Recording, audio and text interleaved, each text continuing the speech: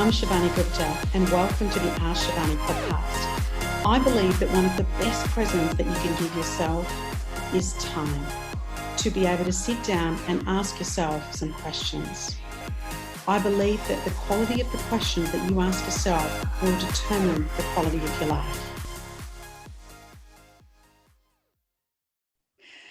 Well, welcome everyone to the AskShivani podcast. I am so excited about having Glin Bayley on the podcast today. She is a heart-centered leader that's got a passion for performance, and she is a very strong advocate for wellbeing, one of the things that we speak about on this podcast. She had with a 17-year career behind us in senior commercial finance and an executive. She was working in some of the world's leading blue chip companies. And so she's a huge believer that where she developed a heart framework and wanting people really to connect people to their hearts, and by creating momentum for change through developing communities. She's the founder of Heart of Human. My goodness, I love that name, Heart of Human, and particularly helps female leaders, some of which may suffer from imposter syndrome. Oh my goodness, I can so relate to that as well. And working in high stress environments to consciously create a life that they love and become unstoppable just by being themselves. Welcome, Glin. Thank you so much, Shivani, for having me here. I'm so excited for our conversation today. Oh, me too. And the first thing, Glin, I'm fascinated. I know I met you recently and you just really sparked a conversation where I went, I really want to have you on our podcast. Tell us a little bit about your journey. Tell us a bit about your journey, maybe personal, maybe professional, and maybe those major 3 or 4 turning points, good, bad, and the ugly, as we speak about on this podcast, that have really transformed you into doing what you are doing today. Yeah, thank you. Okay, right, gosh, where do I start? I think the biggest turning point came in 2014 for me. At that time, I had started 2014 expecting my first baby after what was a challenging journey of trying to conceive. So my husband and I went down the IVF route to finally be able to conceive, and then found I was pregnant at that time, which was lovely. Unfortunately, that didn't last, in that I miscarried early on in the sort of first 11 weeks. And after that point, everything began to unravel. So my relationship started to unravel, just the journey and the pressure of trying for so long and then not having that go where it needed to go. And I ended up ending 2014 as essentially a separated woman, not with a baby, as I expected to have finished the year with my husband and my family. And it was the year that I think changed everything. You start with all these hopes and aspirations for the life that you're going to have, and then you end it looking a little bit bewildered, wondering what the hell is going to happen next. And at that time, I found myself really then questioning who I was, what was I doing with my life, and how did I get to, how do I want to find myself again at that point where I was starting at the starting tracks of life, only somewhat scarred by the journey, not the same enthusiastic 20-year-old something that was single looking for love. I was, essentially separated, heartbroken, and then figuring out, oh my goodness, where do I go next? And so I anchored in on connecting with my heart and my dreams. And my mum had reminded me at the time, she said, well, Glin, you've talked about Australia for a really long time. Why don't you go and have some time to go and live and work in Australia, get it out your system, do something for you, and then come back and you can figure out what next. And in 2015, 6 months after I'd separated, I found myself moving to Australia, thankfully getting an internal transfer with the company I worked with at the time to live and work out here. But I think that sparked a huge big change in myself. I was a senior finance executive working for large global blue chips. So I was working for Twinings, a tea company in the UK, and then came to head up the Indian curry sauce business Patak's here in Australia, New Zealand. And that sort of anchoring in on my work became my main focus. It was this sense of, let me own my work because that's what I've got control over. I'm starting a fresh new life in Australia. And then about a year or so in, I had a change of leader and then found myself working for what was a really beautiful human initially, to then working with a nice person who was also a narcissist. So navigating suddenly having a leader who knew how to really build me up and then drop me down, and never really knowing where I stood and feeling on eggshells. And I had this moment of, I've just lost everything that I've ever wanted, family, husband, the future that I had anticipated in 2014.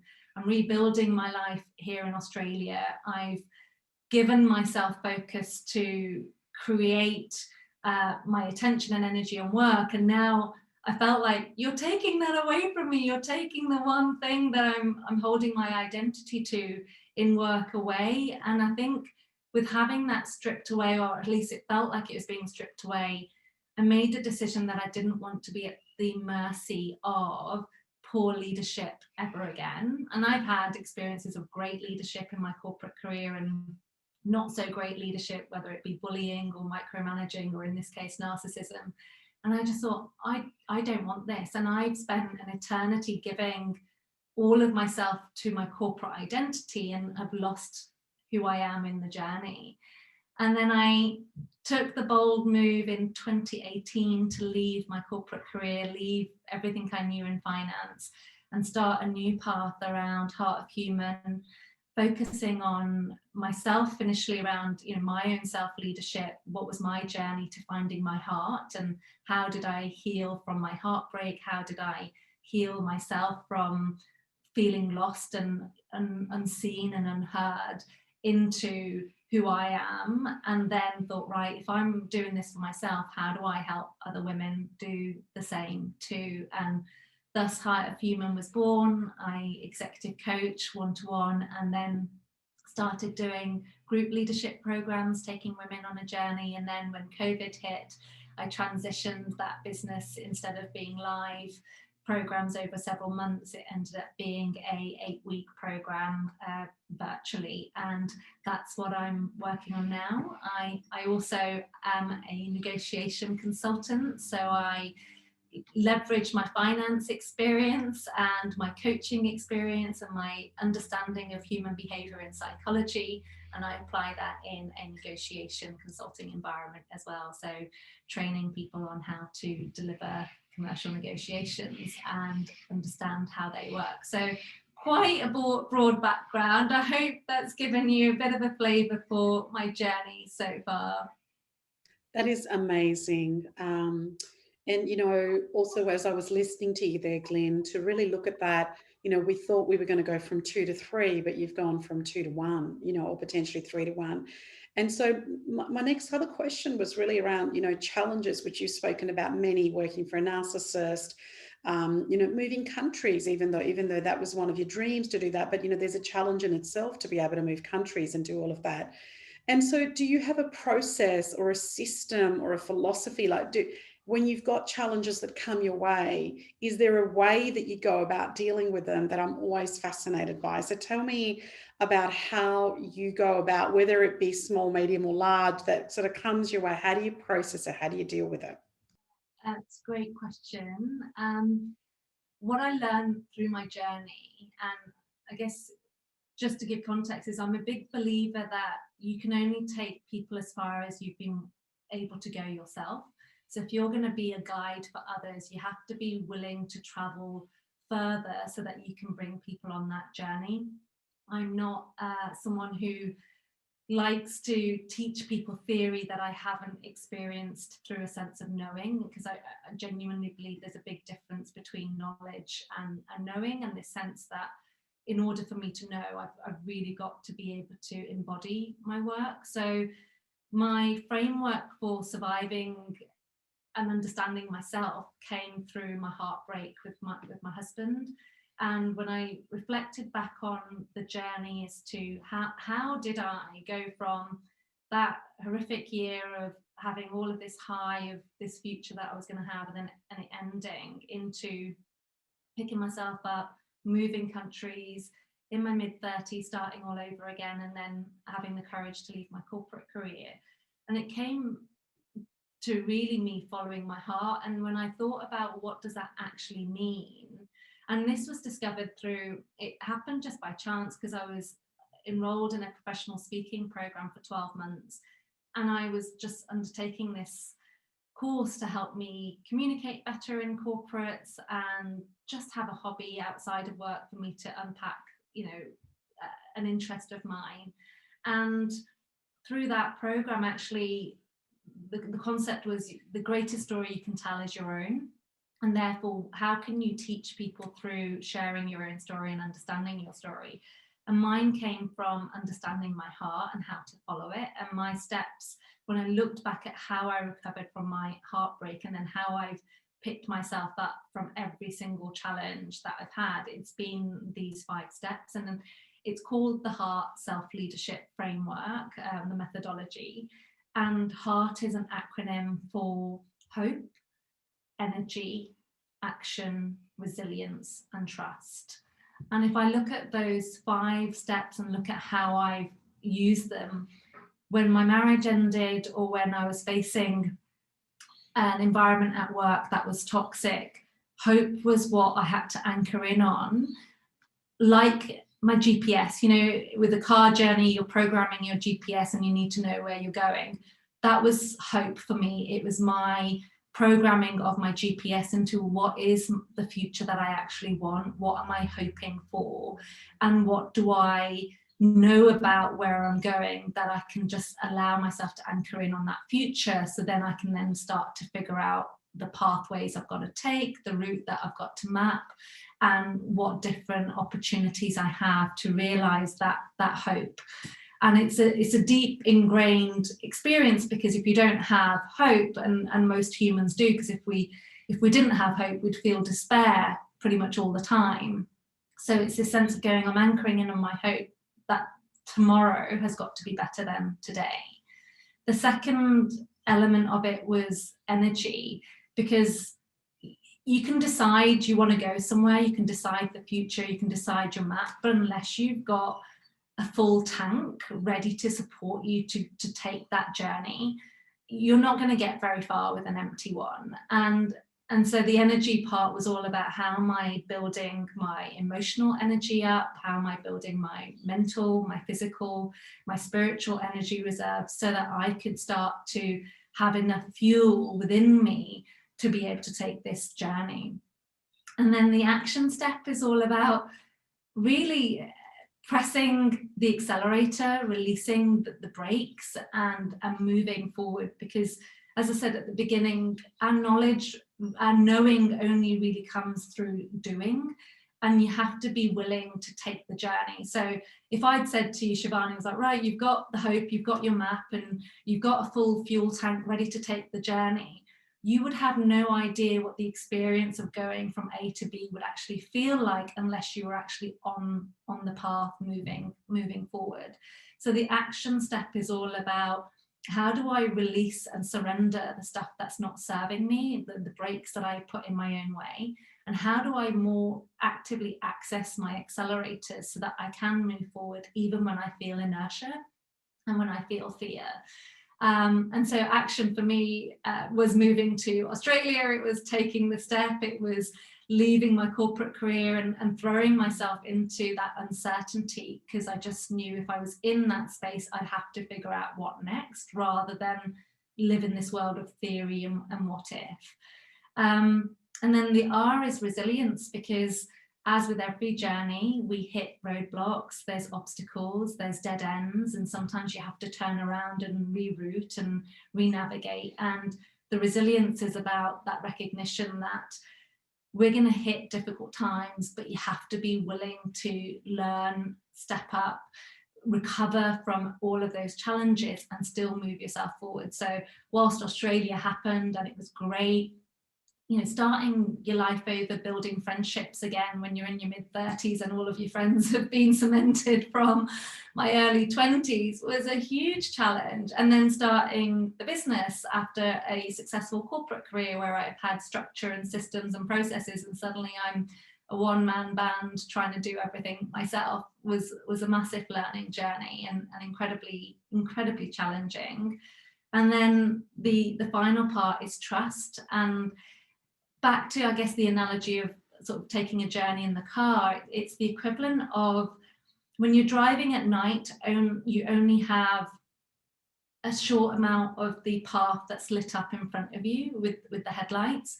And trust operates the same way. You can only see maybe a small path of your journey ahead of you, but you have to know if you're willing to keep taking the action and move forward, the next part of the path is going to light up and you'll have greater clarity about what next as you start moving. But most people wait until they have all of the answers, until they know exactly what the whole path and the whole journey looks like before they're even willing to consider starting. And for me, I'm in the camp of I had to trust. I had no idea what my life out of corporate was going to look like. I had no idea what my life in Australia was going to look like. But I had to trust that if I kept moving forward, if I kept trusting that there was enough light for me to see the next step, that I'd know what to do when it came. And that's the philosophy I now apply to everything I do. And as I said, it came by chance, but that sparked the fire to then go, gosh, this is exactly how I've recovered from my heartbreak. This is what I've done every single time, but I've just not known. I didn't have the methodology codified in a way that I could articulate it and understand it. And then once I could, it just became the foundation for what I do in what I teach, because I'm living it daily. I go through the cycle. I have my moments of hiccups and bumps, and I'm back in resilience mode again, trying to reframe and recalibrate and move myself forward. And then I have to tell myself, oh gosh, I've got to trust again. And then, you know, check back in on, is my energy where it needs to be to go on this journey? Where have I emptied my cup, and what do I need to do? And where am I procrastinating, and therefore what action do I need to take? So it's part of who I am, and the business is called Heart of Human because everything I do is anchored in on how do you follow your heart and how can you let it guide you to where you need to go. That's incredible. I was thinking, how can somebody who's been an executive and in finance for 17 years run this business called Heart of Human? It sounds, you know, it's my kind of words, Glin, don't get me wrong, but I was like, and then you've just gone through the system, then you've just gone through the methodology. I'm like, of course. And there it is. That's you combining the two aspects of who you are in terms of what you've created. Glin, what's next? Tell us a bit about your future aspirations. So what are you wanting to do 3-5 years? It may be work related, it may not be. What are some of the other things that you go when you talk about those actions that you've taken already? What are some of the actions and aspirations that you've got for the next, you know, few years ahead of you? Yeah, great. So many things, Shivani. I think when you start living from your heart place, suddenly you start realizing how much is available to you in life, and there's so much to go after. My initial focus is for this year, I wanted to get on a board, because again, if I'm focusing on helping females lead themselves and claim their seat at the table, again, about embodying my work, my belief is unless I'm able to show them that I'm going to claim the seat at the table that I want to sit at, then I can't show anyone else how to do the same in all integrity. So for me, I've got my AICD program coming up next month, and that's going to be my main focus to just get the support that I need to take that next step to showcase my commercial negotiation skills and my leadership and coaching skills in a board capacity. I also have aspirations just to grow the self-leadership framework through my online program, which takes women on a journey. And it's an interesting one because one of the areas that I had to overcome myself was this narrative that I had that corporates don't get heart, and that they just the head over heart, and heart plays a secondary role.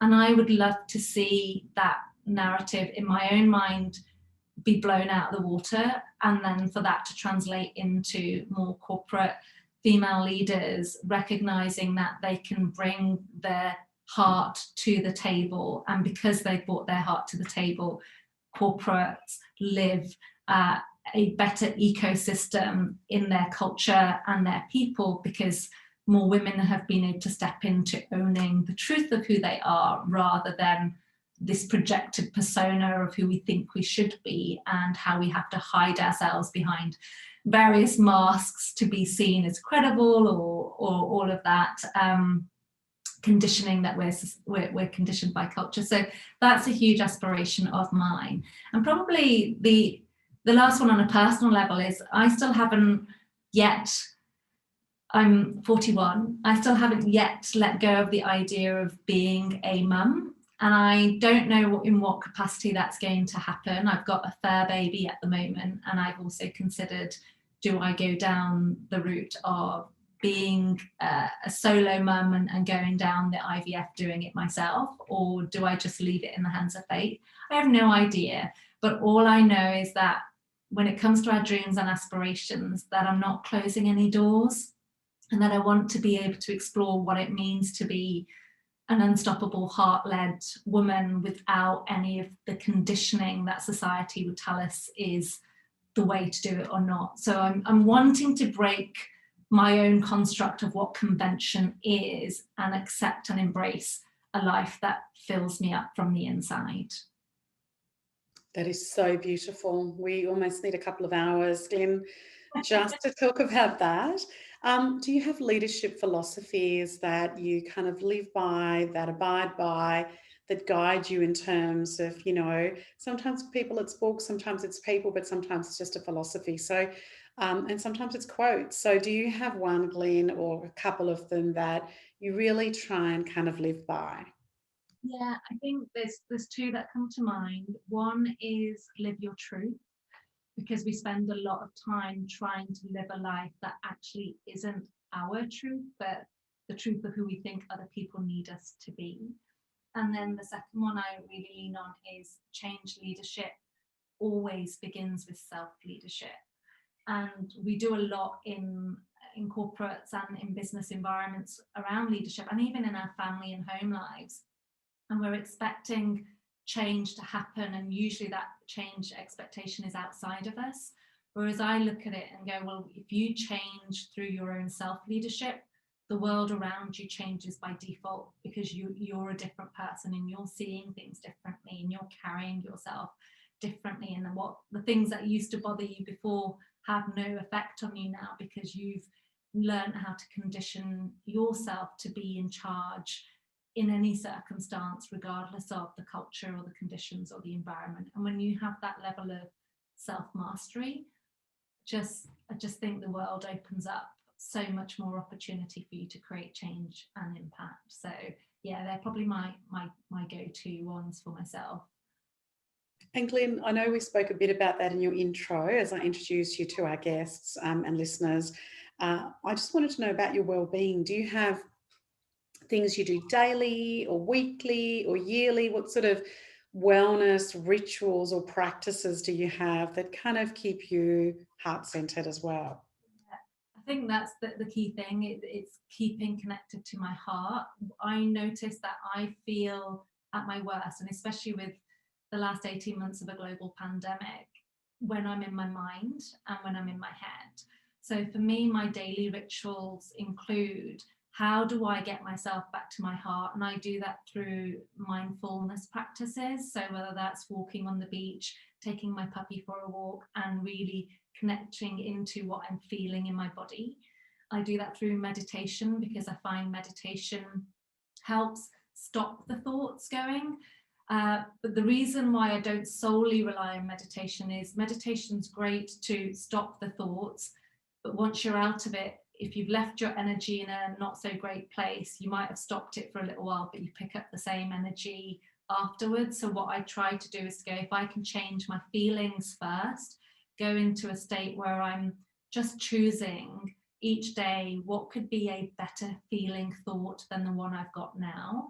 So it's going, okay, I'm feeling anxious. Okay, what can I do to feel less anxious? Oh, okay, if I choose to feel acceptance and I choose a thought around, okay, I can accept this current feeling or this discomfort, does that take me out of anxiety? And that usually does.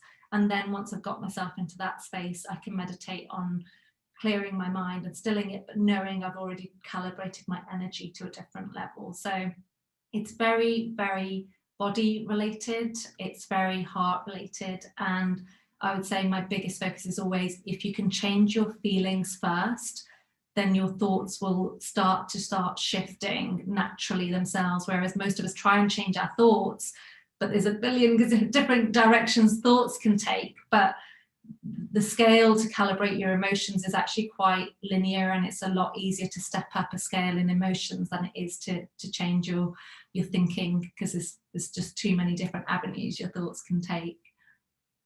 That's beautiful. I love that. It's a really great way to define that, is to say work on your feelings first, and then let's see what that into. Glyn, how do people get in contact with you? They want to follow you, they want to know more about it. Tell us a little bit about how people can get in contact. My website is www.heartofhuman.com.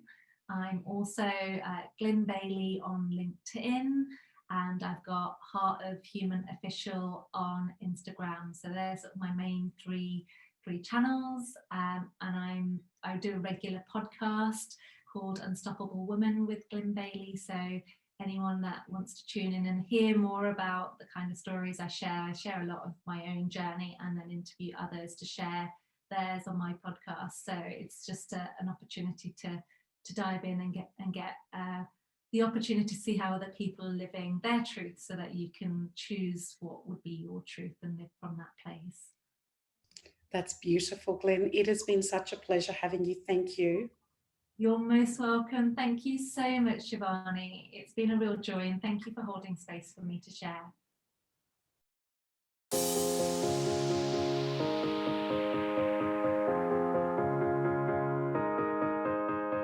I'm Shivani Gupta, and you've been listening to the AskShivani podcast, where I got to ask some questions. Thank you so much for listening. Please follow AskShivani on Facebook, Instagram, and LinkedIn. And if you haven't done so, please go to the Apple Podcast and subscribe, rate, and review this podcast. It would mean a lot. Thank you.